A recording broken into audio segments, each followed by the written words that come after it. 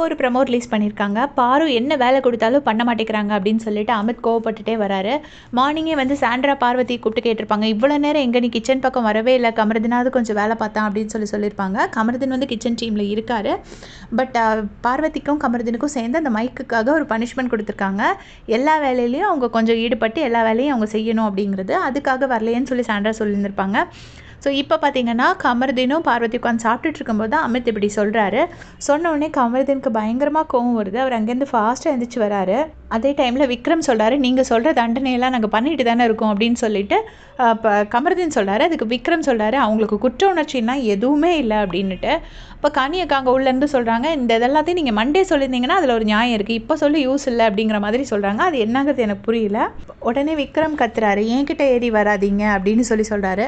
உடனே நீங்கள் சொன்னீங்கன்னு சொல்லி தண்டனை ஏற்றியாச்சு, இப்போ நாங்கள் வந்து எல்லா வேலையும் செஞ்ச உடனே மட்டும் வந்தவங்களுக்குலாம் தலைவலி குறைஞ்சிருமா அப்படின்னு சொல்லி கேட்குறாங்க.